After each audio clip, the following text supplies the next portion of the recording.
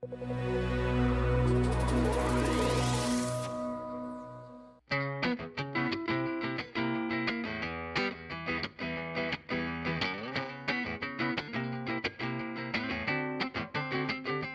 a sunny day out there, so thanks for joining us for the first all-Canadian edition of TechTalks. Cory is from Toronto as well. Just to add to his bio, he's been a comic store clerk, an entrepreneur. As you know, he's a best-selling science fiction novelist, a blogger, a journalist, and an activist. He has a new job with the Electronic Frontier Foundation, heading up something called Apollo 1201. We'll go into that. And very sadly for me, because I'm very fond of Cory, he's moving very soon to California. So I guess before going into your backstory, let's go with what's happening next. What's taking you to California? Well, I mean, the initial impetus is that my wife's business is expanding. She runs a 3D printing toy company near here called Makey Lab, and most of their sales are in the U.S. And so she's moving to the U.S. to open their office. And we've lived there before in Los Angeles, and I've lived in San Francisco as well. And I found it quite nice, nicer than it had any right to be, especially LA, which is nicer than anyone says it is. Then, you know, as you do, as soon as you make the decision, you start to find better reasons to go. And so I've got a long list now if anyone asks me why I'm leaving. And one is I'm being driven out of East London. You know, my office rent's doubled. My wife's office rent has doubled. Every building on our block has been torn down to build luxury residences for offshore plutocrats who want to have safe deposit boxes in the sky. The Baroque medieval freeholder system means that even though we own our flat, we don't own our flat, and our freeholder is trying to push us out so they can knock our building down and build safe deposit boxes in the sky for offshore plutocrats. So, you know, I can't really afford London anymore, and I guess I could move somewhere else, but in the UK. But I need a big airport, and I moved to London to the UK to live in a big city, and so this is sort of it. I have friends in Edinburgh who want to know why I'm not moving there. The other thing is that the direction of travel, again, this is all rationalization after we made the decision, right. But the direction of travel seems like it's going in the right way. So here we are doubling down on the evidence-free process of using standardized testing to build our education system around. We're doubling down on the evidence-free business of mass surveillance. We're doubling down on policies that increase the wealth gap. And in the US, there is a lively debate with policy outcomes that matter about the wealth gap. They've just passed the first surveillance reform in a generation, and the next week they passed 3 more in the House, and the next week they passed 2 more after that. And there are entire movements of parents who are boycotting the standardized testing system in the US who are saying, we're going to have all the kids in the school stay home on standardized test day next month, flunk the school, and daring the government to flunk the school. So it feels like, although it's terrible there, that the direction of travel is improving, and you know, I despair for the next 5 years here. Wow. Well, that wasn't the answer that I was expecting. I'll Right. just tell you that. You don't seem to be someone who moves somewhere to avoid a fight, so we'll get to the EFF Right. in Well, yeah, that's the other thing, is I wanted to wake up every morning apoplectic about the entertainment industry instead of the finance industry for a decade. So. But you're moving to California to rejoin the same organization that initially brought you here. Tell us about the role with EFF. So yeah, Electronic Frontier Foundation, it's a nonprofit NGO. I started working for them in the early 2000s, and I became their European director. I moved here to run their European operation, mostly working on standards and treaties in Brussels and in Geneva. And I could have lived either of those places, but I chose London because it's not Brussels or Geneva. And I quit to write full time. I'd always told my boss that when it got to the point where I was having to kind of choose between getting my job done properly and writing, that I would write full time. My boss was very understanding about it. She totally was on board with that.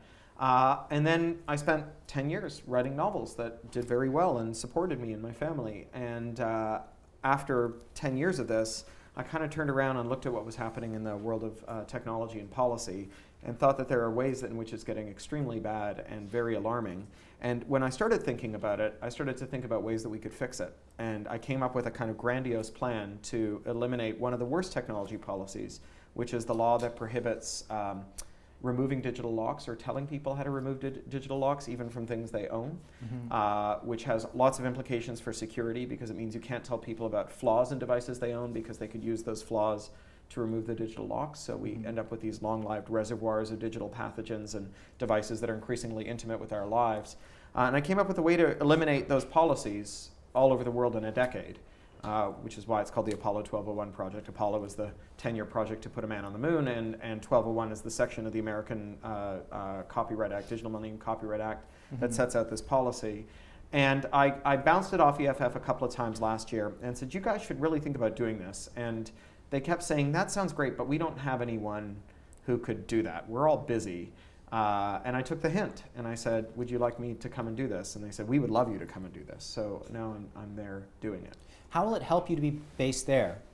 Oh, it just means I get to have dinner for a change instead of having to be on a phone call every night at dinner time. And it means that I don't have to spend nearly quite so much time destroying the planet crossing the stupid ocean, which is just like, in addition to destroying my health, has sucked up an infinite number of hours of my life while making me apoplectic at people whose only crime is to be so economically desperate they go to work for the TSA.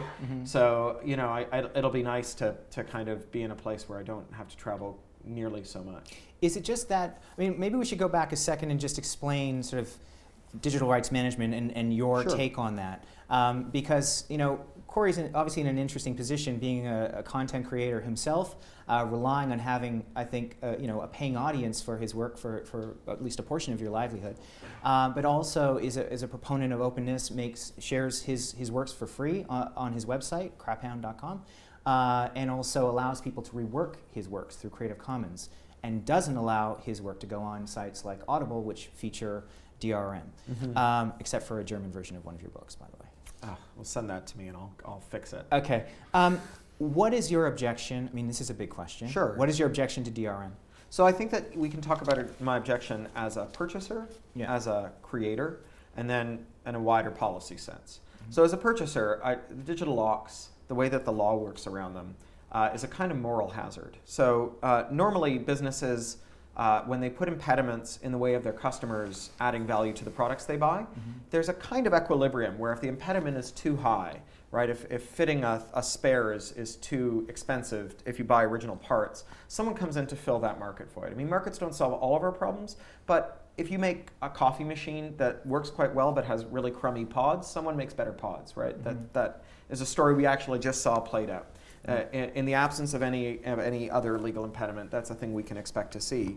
Digital rights management is underpinned by policy. In the EU, it's the European Union Copyright Directive 2001 that prohibits breaking a digital lock, even if you're doing it for a lawful purpose. And so what it invites firms to do is to disrupt the natural equilibrium in which customers who've bought into an ecosystem can't be treated as kind of ambulatory wallets who can be gouged for spares and extra stuff, and instead can look to other vendors to enter the market to say, oh, well, if you're charging a whole lot for spares, I can charge less. Or if you're operating a marketplace that limits functionality, you know, you're only allowing people to record shows for 7 days, but not indefinitely, I'll make a PVR that has this feature that everybody wants. But in the absence or in the presence of this rule, you don't get that kind of natural correction. And so this plays out in lots of ways that kind of rip you off and are bad. You know, if you take a CD and you stick it in your computer's optical drive, it wakes up a piece of software supplied by the manufacturer whose original slogan was rip, mix, burn, and says, would you like to transcode this so you can take it with you on your mobile device? All even loaded on your mobile device for you. If you put a DVD in, it won't. All it'll let you do with the DVD is watch it, because the DVD has a digital lock on it. And although ripping a DVD and moving a DVD to a device is no more illegal or legal than doing this with the music on a CD, breaking the lock is illegal. And so what you're expected to do with that DVD is buy the movie again for your mobile device.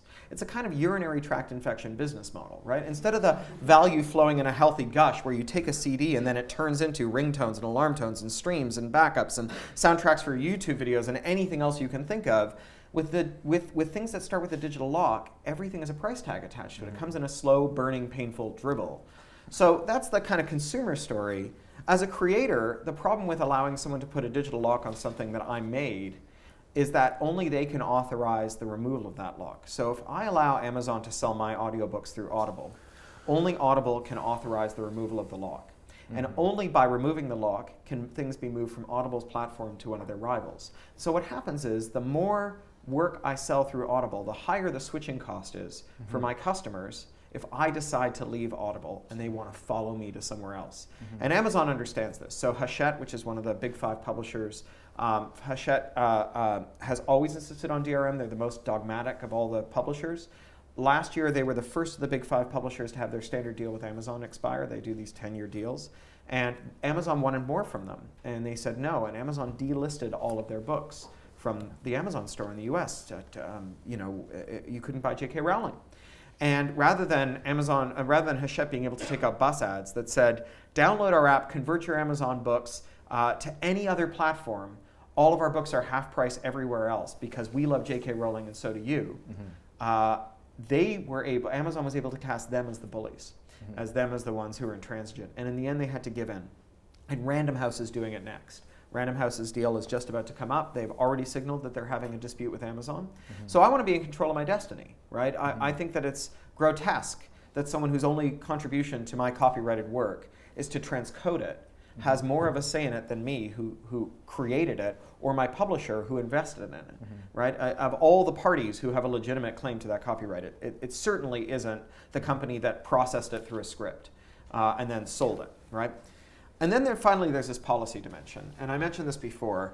It's not really technologically plausible to put a lock on something and then send it home with someone you don't trust. So when you put a lock on an iPhone and you give it to anyone who wants to buy an iPhone, including bored grad students with their own electron tunneling microscopes, someone will figure out how to remove that lock from the iPhone. And so instead of acknowledging that reality and saying, well, this is just kind of a dumb way to make a living, industry and government, starting in the mid-90s, started passing these laws that prohibit removing the locks and prohibit giving people information they could use to remove the locks. And that includes information about flaws in implementations of software. And so this is a really bad thing because we only have one experimental methodology for discovering security vulnerabilities, and that's disclosure. Right? Anyone can design a security system that works so well that he himself can't think of a way of breaking it, but all that means is you've made a security system that works on people who are stupider than you. Unless you subject it to scrutiny, you are unable to uncover the self-deception, the blind spots, and the errors, the human errors that you've introduced. And an error that lingers in your phone or your browser, or increasingly in your smart building, this building is a computer we share living quarters with. If you take the computers out of this building, the lack of climate control will make it almost immediately uninhabitable. Leave it out of this building for any length of time, and the rising damp will fill the building with black mold, and you'll have to scrape it down to the foundation stones and start over again. And it's not just these buildings. If you know those sort of willowy, ridiculous Starkitect towers that are going up in every city's financial district, and you look at them and you ask yourself, how does something that tall and narrow stay upright? It uses computer-based dynamic load adjustments to compensate for seismic and wind stresses, take the computers out of those buildings, and they fall over. And so prohibiting the disclosure of vulnerabilities in computers means that things that are integral to our well-being, the things that we put our bodies inside of and inside of our bodies, fester as reservoirs of long-lived digital pathogens. Your phone is not a destruction rectangle that you use to throw birds at pigs.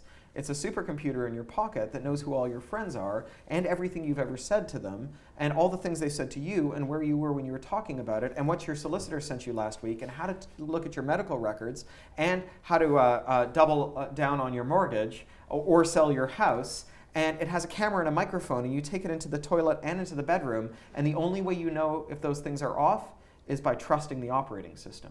And so setting up structural impediments to disclosing vulnerabilities is an awful, terrible idea. And the idea that it's being done in the name of making sure that I get paid as an artist, I feel like gives me a special moral responsibility to reject it. So if we flip to your role at EFF, how do you, through that organization, take on the likes of Amazon and Apple? And I guess even this, to some extent, pits you against Tim Berners-Lee, because this stuff you're talking about isn't HTML5. Well, we're going to do something different with HTML5, but in the case of everything else, we have a tactic that as a Canadian growing up I never quite understood, and I think a lot of Europeans don't quite get, which is impact litigation. Because barring the European Court of Justice, there isn't a lot of instances in which laws that are made by sitting legislatures are overturned by judges with recourse to a strong constitutional tradition. And in the United States, what you get with the independent judiciary is a legislator of second resort. And on the one hand, that can be really bad, because what it does is it frees up legislators to make laws that are incredibly stupid but play well to the gallery, and they know that a judge is going to knock them down again, and then they can kind of pull their hair out and complain about activist judges. But on the other hand, it means that when the legislature is compromised or is making policy that has no connection with evidence, that you can bring a constitutional challenge before a judge. And this is something EFF is exceptionally good at. So in the early days of the internet, the NSA prohibited the civilian access to strong cryptography. And they only allowed very weak forms of crypto into civilian hands. When I say very weak, John Gilmore, who was one of the founders of EFF and an early employee at Sun, and who also founded the first dial-up ISP, he wanted to prove that this wasn't fit for use in business. And so he designed a computer and built it for $250,000. And it was able to crack anything encrypted with the cipher that the NSA would let civilian use in 2 hours. So it was like, if you're the mafia or a spy from a rival government and you want to interfere with, intercept, or spoof American financial traffic, confidential information, anything like that, your total investment is $250,000 in 2 hours to get into it. Nobody cared. Congress was like, well, the NSA says one thing, the evidence says something else, we're going with the NSA. But we brought a suit on behalf of a mathematician, a guy named Daniel J. Bernstein, who at the time was an academic at the University of California at Berkeley. And Daniel had published source code programs that could be used to create strong ciphers that were stronger than the ones the NSA allowed. And we argued that his source code was a form of expressive speech protected under the First Amendment. And not only did the Ninth Circuit uphold us, but they upheld us on appeal. And that was the end of it, right? That was the end of the prohibition on strong crypto. Well, source code that circumvents has exactly the same characteristics as source code that embodies a strong cipher. It is also a form of speech. The trick is to find a client who is, on the one hand, unimpeachable. The judge was, one of the reasons the judge was willing to give Bernstein his victory was because there's something unseemly about telling a maths professor that he can't talk about maths, right? And on the other hand, that person needs to be doing something that's so provocative that the other side sues. So we haven't had much chance to litigate this question. Actually, the DMCA has been on the books since 1998, and although threats arise under the DMCA all the time, the amount of litigation on this question, on Section 1201, is super, super sparse. And in part, that's because the other side gets to choose its field. So they sue weak defendants who have bad facts, and they establish precedents that kind of shore up the idea that if you break the DMCA, the judge won't like you. And then they run away from defendants with good facts. So Edward Felton, who's now the deputy CTO of the White House, was our client when he was an eminent computer scientist at Princeton. And he and several of his colleagues had examined a digital rights management system called SDMI, the Secure Digital Music Initiative. And they submitted it to the 10th Usenix Security Symposium, a learned conference on security and computer science. And the Recording Industry Association of America threatened to sue Ed, his colleagues, and the journal and conference where his paper was to be published. And this was the case we'd always been waiting for, right? I mean, please let us ask a judge whether record executives should be allowed to tell eminent engineers what kind of statistics they're allowed to discuss at learned conferences, because we think we know what the answer to that one is, right? And when they saw that we were going to defend Ed, they dropped the case. They promised they would never sue Ed over it. They got the Department of Justice to give us a covenant saying they would never seek criminal damages from Ed over it. They basically ran away as fast as they could. We still tried to get a declaratory judgment out of the judge, and the judge said, "No, I'm sorry, you don't have a threat, so you don't have you don't have standing to seek a judgment." But if we can get someone to do something provocative enough that they'll get sued, but who is has the kind of formal characteristics of someone like Ed Felton or Dan Bernstein, we can win a judgment. Even if we win that judgment, there will be a long period during which it's litigated back and forth. It's become too integral to so many businesses' strategies that for a judge to allow it to stand, there will be appeal and appeal and appeal.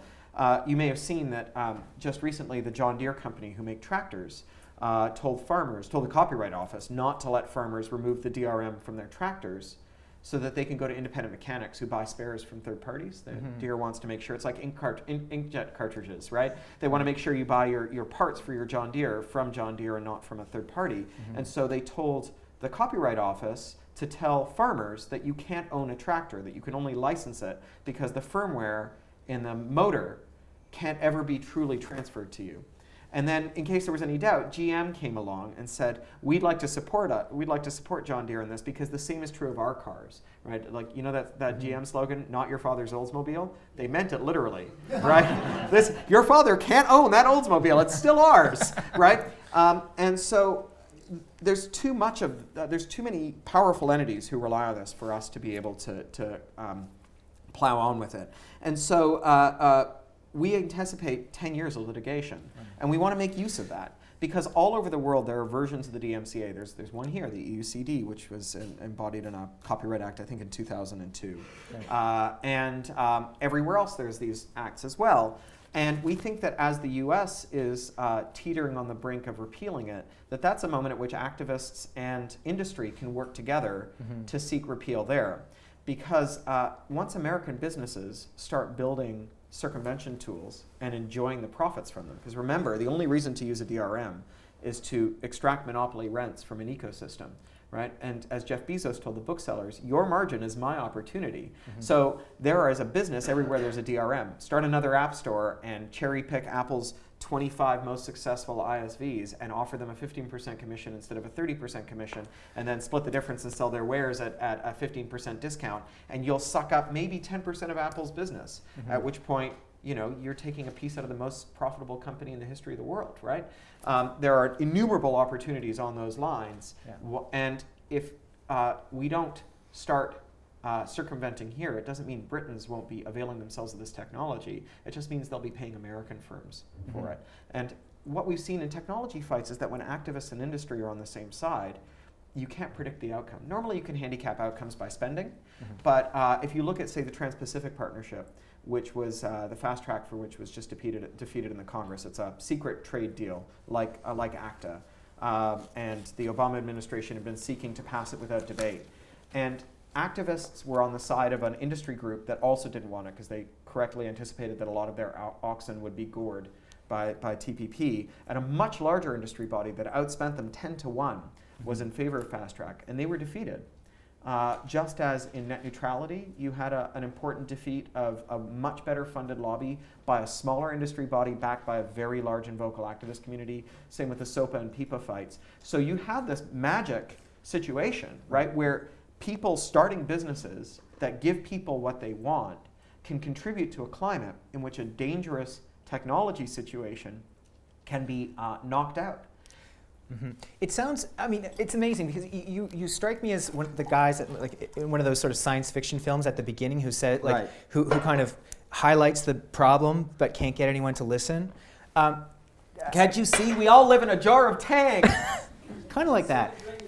Soylent Green is people. Yeah, so, I mean, does it matter if most people don't understand most of this? Yeah, no, you don't have to understand this. What you need to understand, in like the minimum viable comprehension for this, is you're being ripped off, and you can buy this thing and it won't rip you off.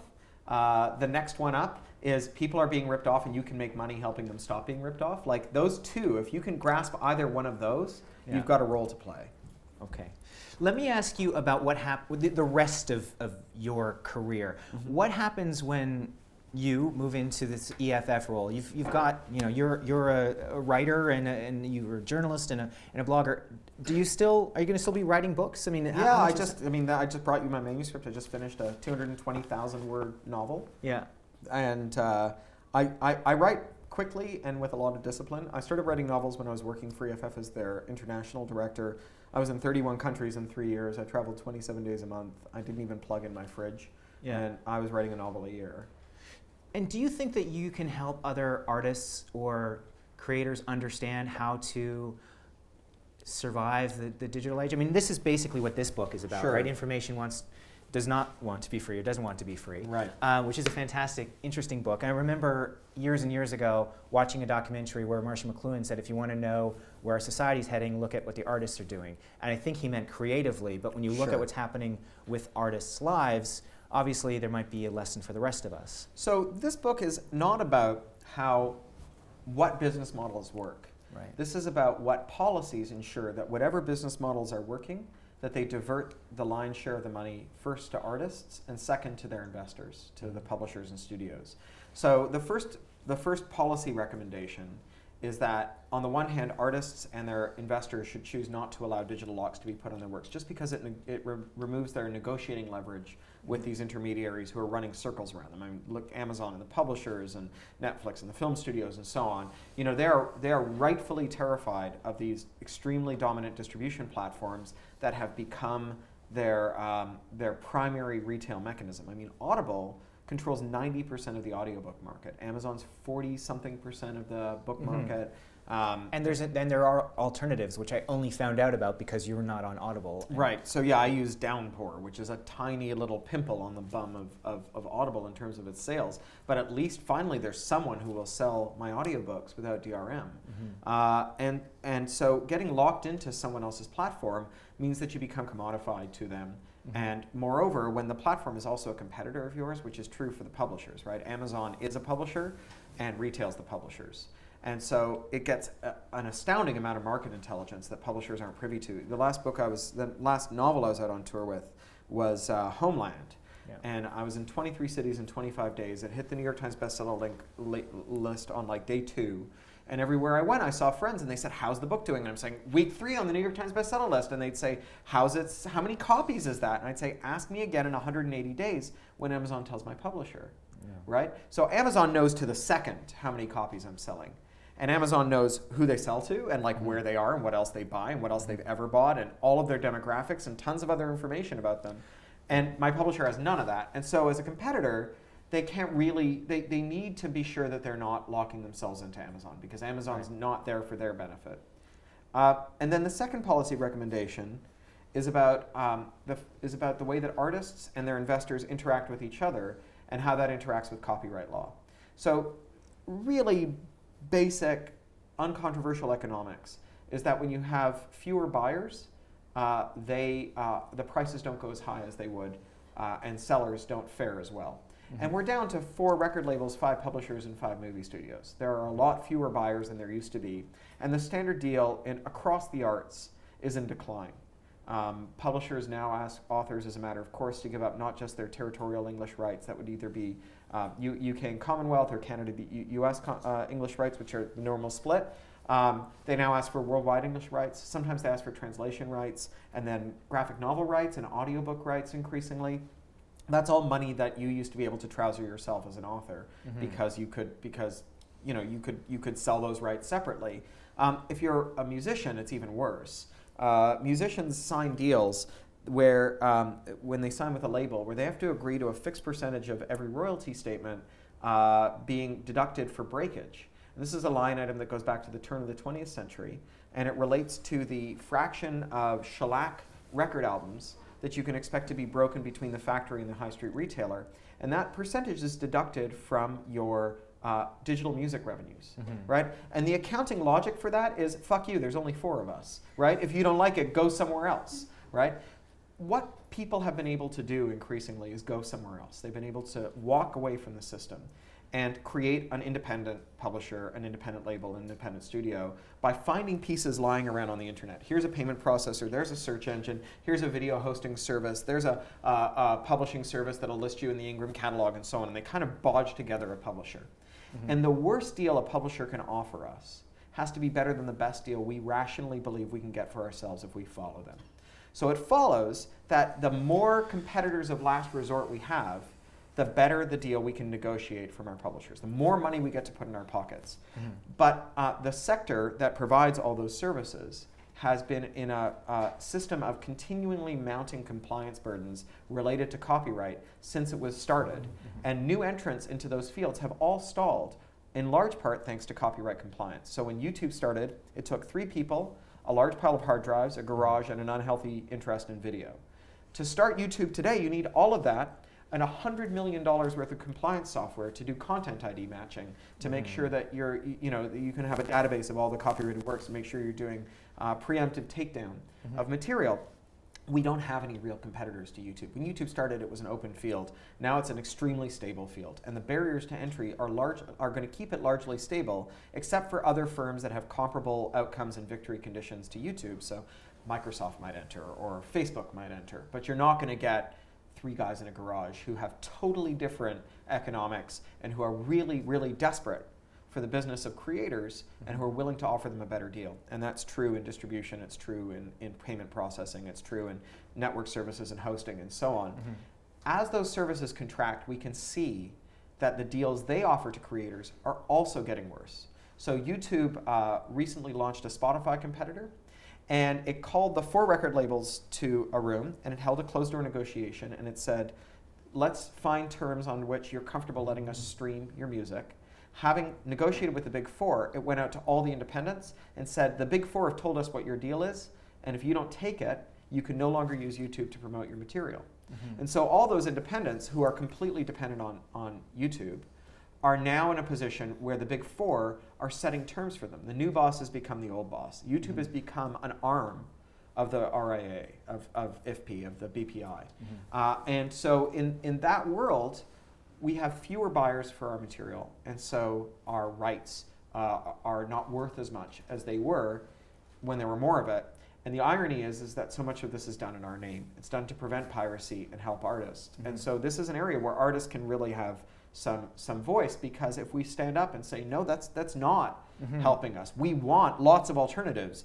You know, just because they say they're on our side doesn't mean we're on their side. Bertelsmann is not a charity. They don't publish my books out of the goodness of their heart. Right. If they can get an extra dime out of me, they will, right? And so I need means by which I can keep as much of the money as possible in my pocket, and lawmakers don't help when they set up these rules. So just finally, before we go to questions from the audience, you wrote recently in The Guardian about internet utopianism, or utopians, and you referenced John Perry Barlow's 1996 Declaration of Independence of Cyberspace, which is basically, you know, the rules of the physical world, of industry don't apply there. And then you referenced how we sort of progressed into hustling sort of startup entrepreneurs to sort of techno monopolies that we sort of see today. Do we have any reason for optimism? I'm not a fan of optimism or pessimism. You know, I'm a science fiction writer, and optimism and pessimism are both predictions about the future. Science fiction writers shouldn't make predictions about the future for the same reason drug dealers shouldn't sample their product, right? It never ends well. And besides, it doesn't matter, right? If you were pessimistic about the future, and you thought that in the future networks would progress to the point where they formed a nexus of totalitarian control and surveillance that made, you know, Orwell look like a Teletubby, you would get out of bed every morning and do everything you could to try and make sure that your daughter grew up in a world where that wasn't the case, right? And if you were optimistic and you thought in the future networks would unlock ways for us to work together, to share with one another, to pool our efforts, to have greater transparency and responsiveness in government and democracy, you would get up every morning and do exactly the same thing, right? So why be optimistic or pessimistic? Hope is a much more interesting emotion to experience than optimism or pessimism. Hope is the condition in which you try even though you know that you may not get it, right? It's why you tread water after your ship sinks, even though you know most people who ship sink never get rescued. Because everybody who's ever rescued treaded water until rescue arrived, right? It's a necessary but insufficient condition. And the amazing thing about hope is if you have hope, it gives you strength. And so if your ship sunk and there was someone with you you loved who couldn't kick for themselves, you would kick for them. You'd put their arms around your neck and you'd kick for them until you couldn't kick anymore. And we are surrounded by people who don't yet understand the problems of technology, who can't kick for themselves. We have not reached peak surveillance by any means, but we've certainly reached peak indifference to surveillance. You know, as the years go by, there will never be a time in which fewer people care about this stuff. And as we're waiting for those people to figure out what's going on, to teach themselves to kick, we have a duty to bring them along with us, right? To hope for them as well. So hope is a thing that's worth doing, because what's the alternative, right? Just don't get out of bed. And hope is a reason to get out of bed. I'm going to miss you hugely, and Alice, and of course, Posey. So thank you so much for spending your precious time. Thank you. Thanks.